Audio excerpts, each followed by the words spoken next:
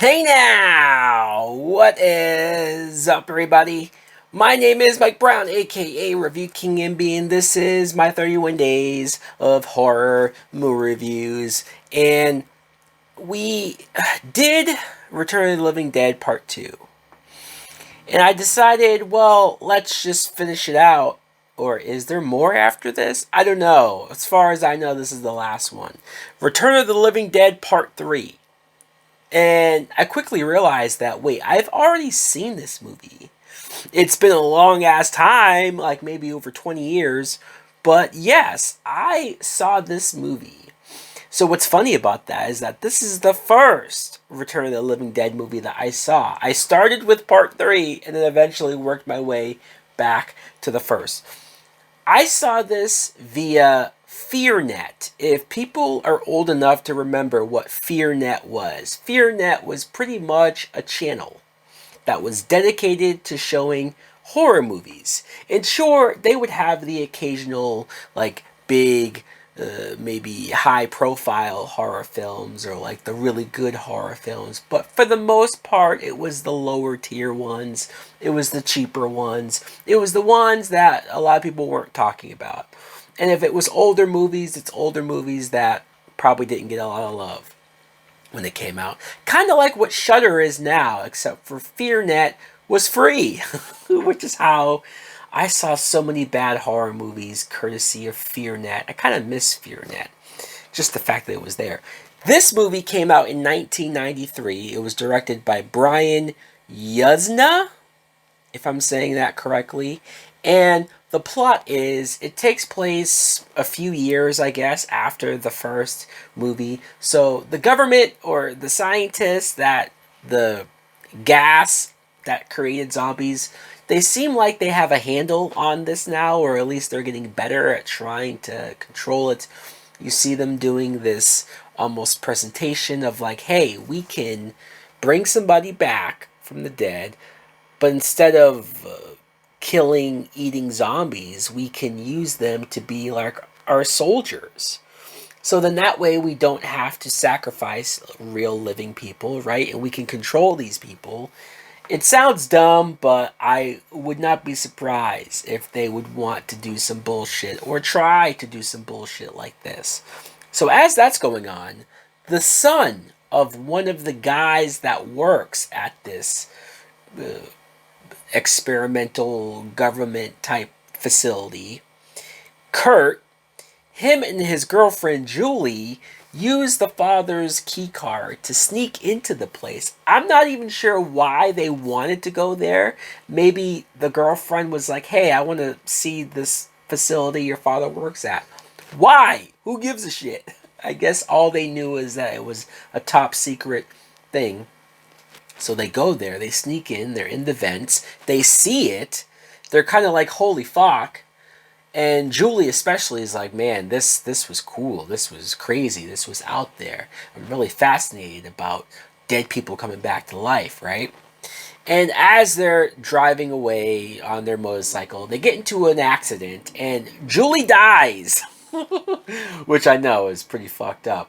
So the boyfriend, Kurt, decides, what a great smart idea. Wait, I'm going to bring her back to the facility because I know that gas brings back dead people, even though they saw that the person that was brought back became an animal, ravaged and killed a bunch of scientists. But let's go and bring her dead body over there. He does it. He wakes her up, and she's a zombie now. So the entire film is the boyfriend and girlfriend, the zombie girlfriend, who is slowly turning into this brain-hungry creature, and she's trying to control it, she's trying to fight it, but they get into so much hijinks and shenanigans. Let's just say that this movie probably isn't great. I have to be objective and be honest. When I saw it some 20 years ago or however long ago that was, I did like it. So thankfully I'm not reviewing it as a teenager. I'm reviewing it now as a grown-ass man, rewatching it and saying, yeah, there's a lot wrong with the film. Maybe the acting isn't all that great. Maybe the directing's just sort of straightforward. And also the plot I actually think the actual premise, as outlandish and as crazy as it is, the whole relationship between these teenagers, which I know in retrospect I'm watching it now and it just seems like, why are these two so in love? They actually haven't spent that much time together, because you find out that Kurt, because of his father's job, he gets relocated like all the time, so he probably hasn't even been here that long, hasn't been with her that long, but he's so in love with her that he's willing to run away with her and you know, start their life together. So yeah, it doesn't sound like it has much substance, but as a teenager and them being teenagers, it's like, yeah, I buy it. Sure. As a young teen, I wanted to believe in love. Definitely did. And I will say though, when I talked about the acting, J. Trevor Edmund plays Kurt. He's fine. Like, he's not bad, but he's not like amazing either. He's as good as he has to be. Julie, though, the girlfriend, is played by Melinda Clark, and I will say she is quite good. For a movie that you could describe as B-level horror, even though this was in theaters, for a movie that's the third entry in a somewhat spoof type horror zombie franchise, right? I can't believe this franchise even got to 3 movies. She does very well. I think she's actually giving it her all. She's actually trying. She actually does a compelling job of like, hey, I'm this character. I'm having this fucked up thing happen to me. She wasn't in control of it. She didn't get to decide that she would come back as a zombie, and now she's fighting these urges. I'm like, hey, her performance is good. And also, yes, I'm attracted to redheads, so there's a plus there. But not just me being attracted to the actress. I remember watching this at the time, however old I was a teenager. I wasn't a teenager when the movie came out, by the way. I was a teenager when it was on FearNet. And I remember watching it, and it reminded me a lot of the girlfriend that I had at the time. Again, high school bullshit. But I remember thinking, like, man, yeah, you know, if this ever happened to her, I would do the same thing. I'd be in the same boat. I relate to this, even though it's like, wait, what? You relate to a zombie?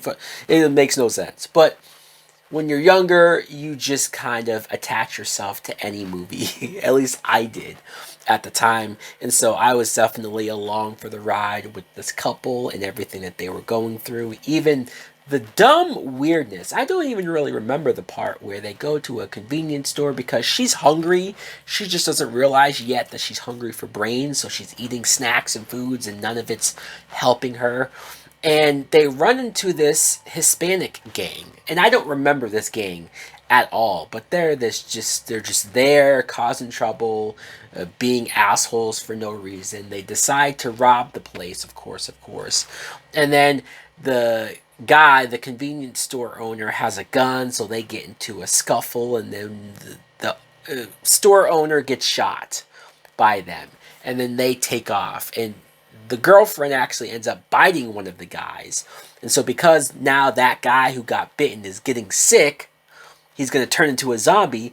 They don't know that he's a zombie or going to be a zombie, but they were like, you know what, we're going to go after that couple. We're going to go find them somehow, and we're going to go fuck with them or kill them, or I don't really know what they were going to do. All of that was unnecessary, unneeded. It's like, this is such a waste of time following this gang, trying to find them. Then they find them in the sewers and they follow them out there, and then the one dude turns into a zombie and he attacks the girl, and then she becomes a zombie, and then that one becomes a zombie, and now the entire gang is a zombie. It's just, I guess it's just they felt like they needed the extra people, the extra threat. But you already have the facility people, the government people, the cops chasing them. Like, really? And also, this makes the cops look so inept, the way how they can't find them, they can't catch them, they lose them so easily in a van. I'm like, oh, these cops are terrible. And when you get to the part where they wind up at this bridge, and they get into an argument about something stupid, and she decides she wants to kill herself, even though she can't die because she's already dead. And she jumps off the bridge and she hits the ground, but she's still alive. And they run into this magical, mystical Negro character. And I only say that not to be a dick. It's like, no. There are so many of these movies, especially in the 90s and early 2000s, where you just have this random black character who doesn't know them. He just decides to help them out of the kindness of his heart. And I don't mind necessarily that, but that's the only purpose he has. Like, he doesn't really have a real character to him. He's homeless, so at first you're like, why are you just being nosy, being weird, and following him around? But no, like, he's a good guy. He helps them. But then when you see what happens to him, it's like, man, this character was just destined to die. Like, you know, there's no real honest purpose for him. And there's so many movies where I notice that there's always a black character that helps the white characters, the white main characters. I did appreciate, because of how, like I said, good the actress was, Melinda Clark as Julie. Her trying to subside the brain's hunger by cutting herself, piercing herself. The end of the movie where she just turns herself into this crazy goth vampire zombie looking thing. She has like spikes coming out of her. She looks badass as fuck. And so I appreciated that. Now I mentioned that this Julie character reminds me of a girlfriend that I had when I was a teenager. Yeah, that relationship was horrible. That relationship was toxic. That girl used me for all of the wrong reasons. So I think the reminder that this movie and this girl has towards that real girlfriend is not great in retrospect. And I read online that the director of this movie, he actually, I guess, directed Bride of the R-Animator, which I've never seen. I've seen R-Animator, but I never watched any of the sequels. And he said that he was disappointed that the Bride, I guess, again, I haven't seen it, in that movie wasn't used enough, or wasn't used as much as he would have liked. So he wanted this movie to feature the main girl that's turning into this monster. Like, he basically wanted a redo, which explains why. Because otherwise you're wondering, like, why is it taking so long for this Julie character to become a full-blown zombie? Like, how is she able to stay herself or have her own mind? I mean, I guess you can play fast and loose with the zombie rules in the Return of the Living Dead franchise, right? The first two movies are goofier and sillier, and so they don't, like, the zombies even talk at some points. So there is something there, but she is able to kind of be herself for way longer than usual. Also, this movie has a way more serious tone compared to the first two films. I wouldn't have known back then that the first two movies were sillier and goofier, because watching this, it's like, yeah, this is a straightforward zombie type film.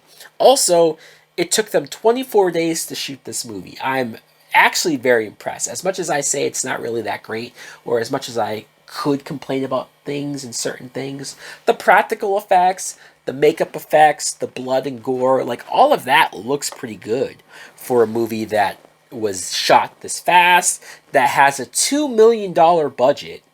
So again, impressive for what it is. The ending kind of goes batshit crazy. Like, the ending I did not remember, and I was like, what the fuck is all of this craziness? So look, am I going to say this movie's great? No. Am I going to say that you're going to love this movie if you watch it, especially for the first time now? No. But because I saw it at a younger age, and because I do appreciate certain things about it, and even without all of that, without the nostalgia, I do think this movie is decent. I do think that this movie, I like the premise. I like the actors. I have a thing for redheads. So there you go. Let me know in the comments below if you've seen Return of the Living Dead Part 3. Were you even aware that this movie existed? Because I wouldn't blame you if you didn't. Thanks for watching. Like, comment, subscribe. Later! These silent screams became a part of me. I'm moving past that. Please won't you free my soul? Can't hardly breathe in this society. I'm just a madman. Please, Mr. Real.